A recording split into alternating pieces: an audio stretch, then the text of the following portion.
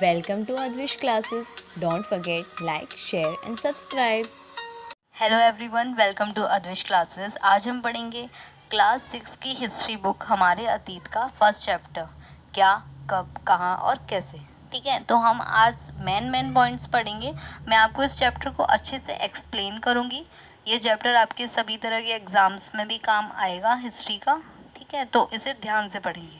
चलिए शुरू करते हैं। अतीत के बारे में हम क्या जान सकते हैं।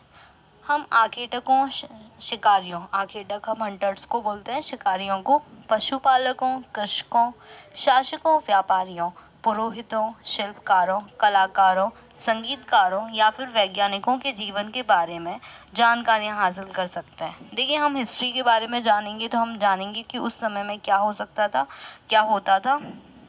तो सबसे पहले हमारा मेन पॉइंट यहाँ से स्टार्ट होता है कि लोग कहाँ रहते थे। तो सबसे पहले लोगों के साक्ष्य कहाँ मिलते हैं कि उन्होंने कहाँ रहना शुरू किया। तो नर्मदा नदी सबसे इम्पोर्टेंट है।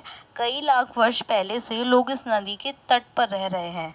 यहाँ रहने वाले आरंभिक लोगों में से कुछ कुशल संग्राहक थे।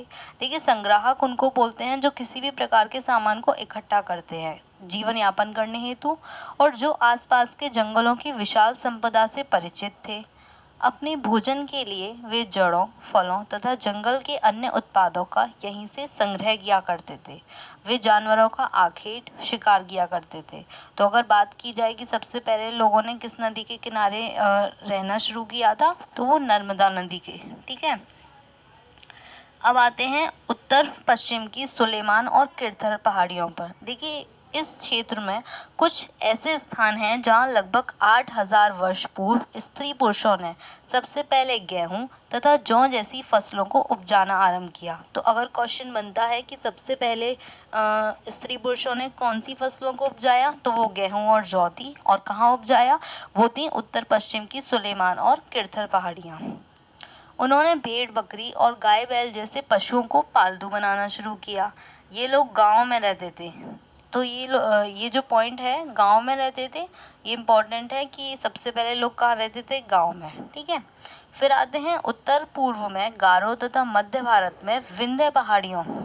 ठीक है, देखिए, ये कुछ ऐसे अन्य क्षेत्र थे जहाँ कृषि का विकास हुआ। तो कृषि का विकास कहाँ हुआ, वो हुआ था उत्तर पूर्व में गारो तथा मध्य भारत की विंध्य पहाड़ियों में, जहाँ सबसे पहले क्या उपजाया गया था, चावल उपजाया गया था। और ये स्थान कहाँ था, विंध्य के उत्तर में स्थित था। ठीक है, यहाँ पे हमें मैप भी दे रखा है, तो इस मैप में हमें पता चल सकता है। फिर आते हैं कि सिंधु और उसकी सहायक नदियाँ कौन सी थी। तो देखिए, सबसे पहले तो सहायक नदियाँ होती क्या है। सहायक नदियाँ उन्हें कहते हैं जो एक बड़ी नदी में मिल जाती हैं। लगभग 4700 यानी कि 4700 वर्ष पूर्व इन्हीं नदियों के किनारे कुछ आरंभिक नगर फले फूले। अब यहाँ पर ये पॉइंट इम्पोर्टेंट है, नगर। ठीक है, पहले गांव में लोग रहते चले आ रहे थे, अब यहाँ से नगरीय सभ्यता शुरू हुई। कहाँ पर शुरू हुई, सिंधु तथा उसकी सहायक नदियों के किनारे। फिर आ जाता है कि गंगा व इसकी सहायक नदियों के किनारे व समुद्र तटवर्ती इलाकों में नगरों का विकास लगभग 2500 वर्ष पूर्व हुआ। कितने वर्ष पूर्व, 2500 वर्ष पूर्व। उसके बाद देखिए, गंगा तथा इसकी सहायक नदी सोन।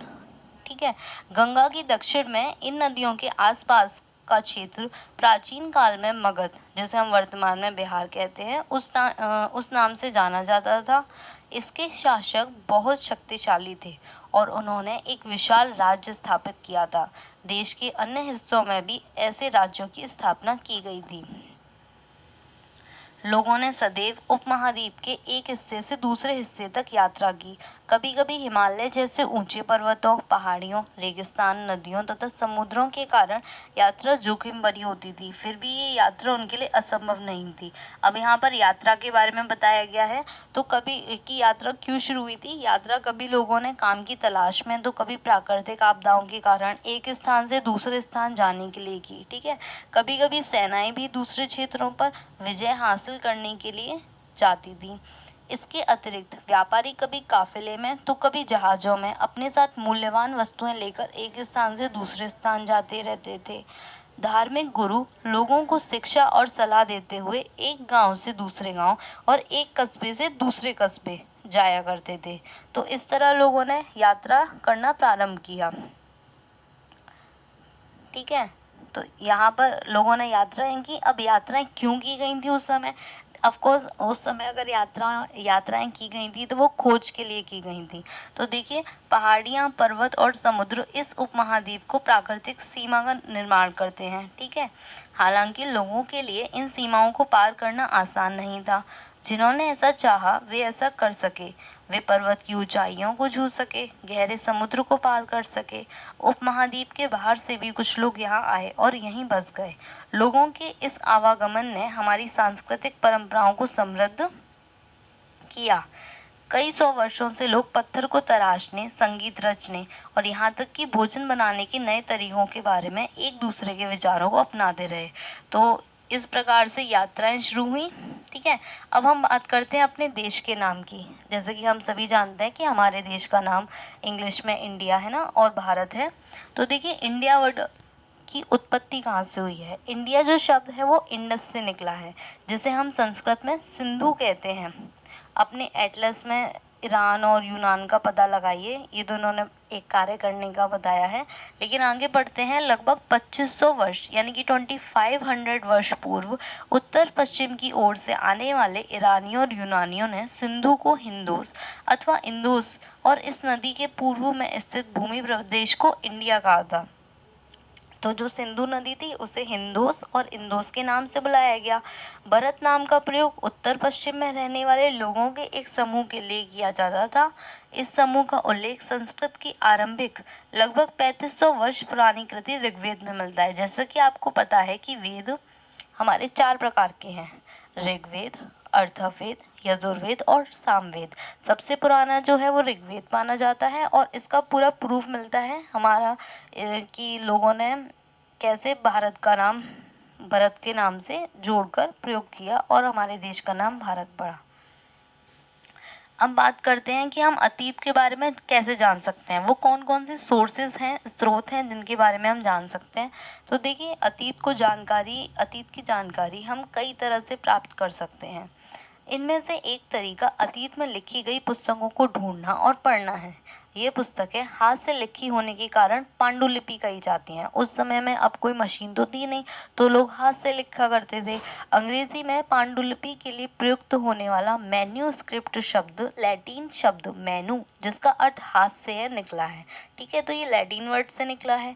और ये पांडुलिपियाँ जो हैं वो प्राय ताड़ पत्रों अथवा हिमालय क्षेत्र में उगने वाले भुर्ज नामक पेड़ की छाल से विशेष तरीके से तैयार भोजपत्र पर लिखी जाती थी। तो एक पेड़ था, भुर्ज नामक पेड़, जिसकी छाल पर विशेष तैयार से एक पत्र तैयार किया जाता था और उस पर लिखी जाती थी। देखिए, यहाँ पर भी बताया गया है कि पांडुलिपियों के बारे में, और यहाँ पर आपको एक चित्र भी दिया गया है। ये इस प्रकार का चित्र है और ये पांडुलिपियाँ होती हैं जिन्हें हाथ से लिखा जाता है। देखिए, इसके बारे में बताया गया है कि पांडुलिपि यह लगभग 1000 वर्ष पहले लिखी गई थी। किताब बनाने के लिए ताड़ के पत्तों को काटकर उनके अलग अलग हिस्सों को एक साथ बांध दिया जाता था।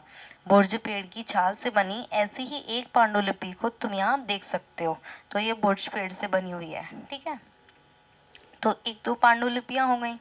तो अब पांडुलिपियों के बारे में कुछ और बातें हैं, जैसे कि इतने वर्षों में इनमें से कई पांडुलिपियों को कीड़ों ने खा लिया तथा कुछ नष्ट कर दी गई।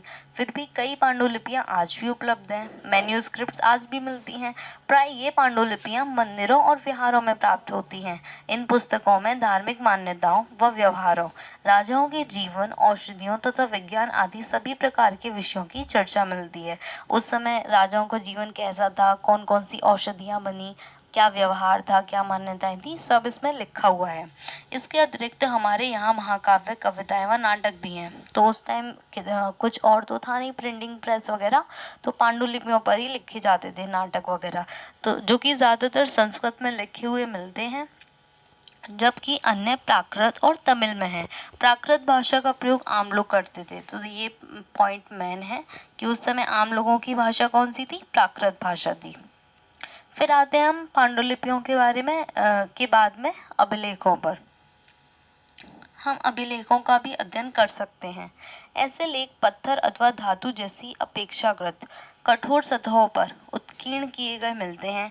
कभी कभी शासक व अन्य लोग अपने आदेशों को इस तरह उत्कीर्ण करवाते थे। उत्कीर्ण का मतलब कि पत्थर होता था और उस पर खुदवाकर जब लिखवाया जाता है तो उसे उत्कीर्ण करना बोलते हैं, ताकि लोग उन्हें देख सकें, पढ़ सकें और उनका पालन कर सकें। कुछ अन्य प्रकार के अभिलेख भी मिलते हैं जिनमें राजाओं और रानियों सहित अन्य स्त्री पुरुषों ने भी अपने कार्यों का विवरण उत्कीर्ण करवाए हैं। उदाहरण के लिए प्राय शासक लड़ाइयों में अर्जित विजयों का लेखा जोखा रखते थे।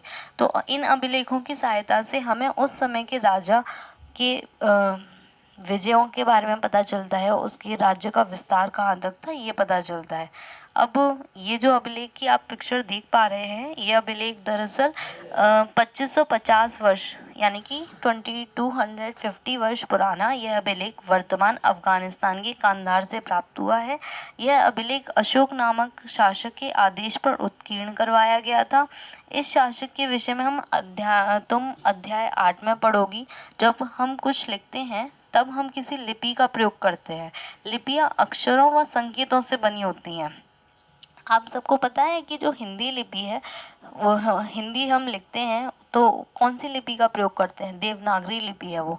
तो लिपि जो है दरअसल संकेतों की बनी हुई होती है और जो हिंदी है वो देवनागरी लिपि से संबंधित है। तो जब हम कुछ बोलते हैं या पढ़ते हैं तब हम भाषा का प्रयोग करते हैं। तो एक लिपि और भाषा में अंतर होता है।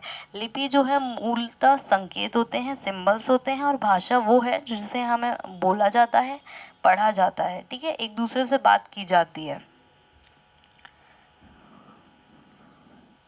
अब देखो, इसके अतिरिक्त कई अन्य वस्तुएं अतीत में बनी और प्रयोग में लाई जाती थी। ऐसी वस्तुओं का अध्ययन करने वाला व्यक्ति पुरातत्वविद कहलाता है। जी हाँ, पुरातत्वविद उनको बोलते हैं जो पत्थर और ईंट से बनी इमारतों के अवशेष जानते हैं ना, जो इमारतें हैं जिनके बचे हुआ जो भाग होता है उसे बोलते हैं अवशेष, चित्रों और मूर्तियों का अध्ययन करते हैं। वे औजारों, हथियारों, बर्तनों, आभूषणों तथा सिक्कों की प्राप्ति के लिए छानबीन और खुदाई भी करते हैं। इनमें से कुछ वस्तुएं पत्थर, पकी मिट्टी और कुछ धातु की बनी हो सकती हैं। ऐसे तत्व कठोर तथा जल्दी नष्ट ना करने वाले होते हैं। ठीक है, तो ये तो हो गए हमारे पास, ये सब स्रोत हो गए। देखिए यहाँ पे कुछ पिक्चर्स दी हुई हैं। जो बाई पिक्चर है उसमें हमें प्राचीन नगर से प्राप्त एक पात्र है। इस तरह के पात्रों का प्रयोग 4700 वर्ष पूर्व होता था। और जो दाईं तरफ है वो एक पुराना चांदी का सिक्का है और इस तरह के सिक्कों का प्रयोग लगभग 2500 वर्ष पूर्व होता था। ठीक है, देखिए अगर हम इन सिक्कों को देखें तो आज जो हमारे सिक्के प्रयोग होते हैं उनसे ये पूरी तरह डिफरेंट है। अब देखिए, पुरातत्वविद ये कैसे जानते हैं कि ये किस समय से संबंधित है इतिहास? तो पुरातत्वविद क्या करते हैं कि जो जानवरों और चिड़ियों, मछलियों की हड्डियां होती है ना, तो उससे एक तो उन्हें ये पता चल जाता है कि लोग अतीत में क्या खाते थे।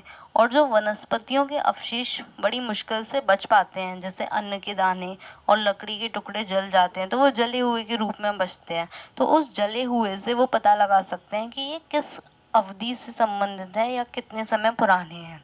ठीक है, अब देखिए इन सबको बोलते क्या हैं? जैसे पांडुलिपियां, अभिलेखों और पुरातत्व से ज्ञात जानकारियों के लिए इतिहासकार प्राय स्रोत शब्द का प्रयोग करते हैं। ठीक है, सोर्सेस वर्ड का, जिसको हम इंग्लिश में सोर्स बोलते हैं।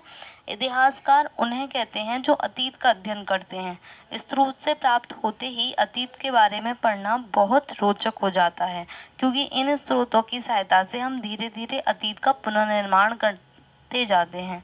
अतः इतिहासकार और पुरातत्वविद उन जासूसों की तरह हैं जो इन सभी स्रोतों का प्रयोग सुराग के रूप में करके अतीत को जानने का प्रयास करते हैं।